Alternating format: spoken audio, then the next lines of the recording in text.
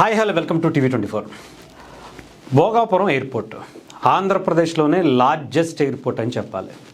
నిజంగా ఎంత ఫాస్ట్గా నిర్మించారో నాకైతే ఏంటి ఇంత ఫాస్ట్గా కూడా నిర్మించవచ్చా, ఇంత శరవేగంగా పనులు చేయించవచ్చా అనేది నాకు నిజంగా ఈ 1.5 ఇయర్లో కూటమి ప్రభుత్వం చేసినటువంటి పనితీరు చూస్తుంటే ఆశ్చర్యం అనిపించింది. ఎస్పెషలీ దీని గురించి ఎంత మాట్లాడుకున్నా తక్కువే, కానీ ముందు దాని గురించి పక్కన పెడదాం.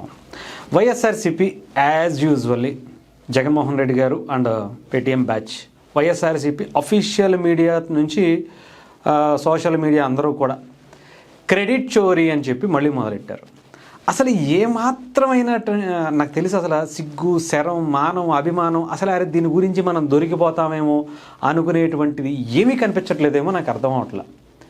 గతంలో జగన్మోహన్ రెడ్డి గారు ఈ భోగాపురం ఎయిర్పోర్ట్ గురించి చేసినటువంటి రచ్చ అంతా ఇంత కాదు.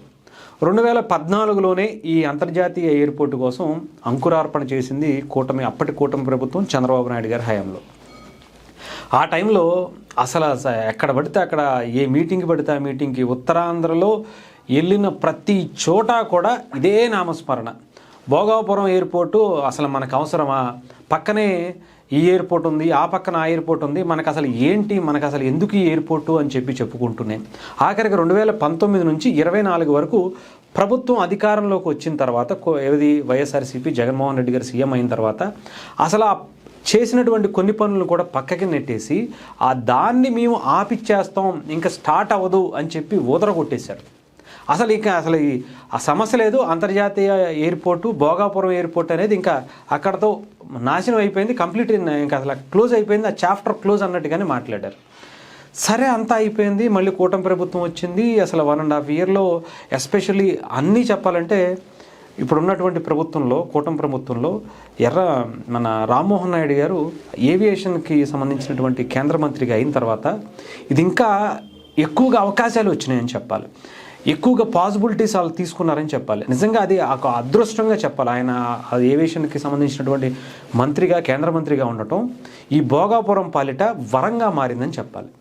లేకపోతే పర్మిషన్స్ కావచ్చు, ఫండ్స్ కావచ్చు, కాంట్రాక్ట్స్ ఇంత ఫాస్ట్గా చేయడానికి తీసుకునేటువంటి విధానం కావచ్చు, ఆయన చూపించినటువంటి చొరవ కావచ్చు, even Janasena party MLA Nellimarla లోక మాధవ్ గారి కావచ్చు, వీళ్ళందరూ కూడా ఒక టీమ్గా ఏర్పడిపోయి అసలు ఎంత ఫాస్ట్గా, నిజంగా చెప్పాలంటే రామ్మోహన్ నాయుడు గారి పాత్ర దీంట్లో అమోఘం అనే చెప్పాలి.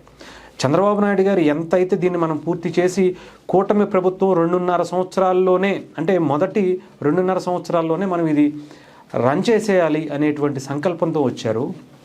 దాన్ని ఆయన భుజాన వేసుకుని రామ్మోహన్ నాయుడు గారు అసలు ఆయన ఎన్నిసార్లు ఆయన ఇంటికి, ఆయన నియోజకవర్గానికి వచ్చారు, విశాఖపట్నంలో దిగారు, అన్నిసార్లు ఆ ఎయిర్పోర్ట్ దగ్గరికి వెళ్ళి పనులను పరిశీలించి ఎంత ఫాస్ట్గా చేపించారో మనం నిన్న దానికి సంబంధించిన ఫస్ట్ ఫ్లైట్ ల్యాండ్ అయింది ఢిల్లీ నుంచి. అల్లూరి సీతారామరాజు భోగాపురం ఇంటర్నేషనల్ ఎయిర్పోర్ట్కి స్వాగతం అని చెబుతుంటే ఆ వైబ్రేషన్స్ వచ్చాయి మనకి. వెంటనే మొదలెట్టేశారు ఈ బ్యాండ్ బాజా భారత్. మామూలుగా లేదు వీళ్ళకి. ఇక అదిగో మేము జగన్మోహన్ రెడ్డి గారి చొరవతోనే అంతర్జాతీయ విమానాశ్రయం ఆంధ్రప్రదేశ్కి దక్కిన ఒక అరుదైన గౌరవం, ఇది జగన్మోహన్ రెడ్డి గారి వల్లే సాధ్యమైంది అని చెప్పుకుంటూ మొత్తం మొదలెట్టారు. అసలు ఈ పేటీఎం బ్యాచ్కి సిగ్గు, శరం ఏమీ ఉండదేమో నాకు అయితే అర్థం అవట్లేదు. అసలు ఏం మనుషులండి మీరు. గతంలో జగన్మోహన్ రెడ్డి సోషల్ మీడియా ఉంది కదా, కనీసం సోషల్ మీడియాలో మనం వైరల్ అవుతాం, అబాసుపాలు అవుతాం, అడ్డంగా దొరికిపోతాం అనేటువంటి ఏమీ లేకుండా ఎథిక్స్ అనేవి ఉంటే ఆ పార్టీ పరిస్థితి ఇలా ఎందుకు ఉంటుంది చెప్పండి. సిగ్గు, శరం అనేది పట్టించుకుంటే ఆ నాయకుడు ఇలా ఉంటాడా చెప్పండి. ఎన్నో రకాలమైనటువంటి మాటలు మార్చటం, ఇంకా అసలు ఏదో అంటారు కదా, ఓసర వెళ్ళికి వేరే రంగు ఏదైనా పూర్వమానంటే అది ఆ పార్టీ కలర్లో కూడా అన్నీ ఉంటాయి అనుకోండి. అలాంటిది మరి అదంతే చెప్పలేం. ఎందుకంటే అవన్నీ ముందే పుచ్చుకున్నారేమో మరి. దానికి సంబంధించినటువంటి వారసత్వం వాళ్ళ కార్యకర్తలకు కూడా నింపుతున్నట్టుగా ఉంది. అసలు నిజంగా భోగాపురం ఎయిర్పోర్టు ఏం కట్టారండి, ఎంత స్పీడ్గా కట్టారు, ఎంత అందంగా కట్టారు, ఎంత గ్రాండ్గా కట్టారు.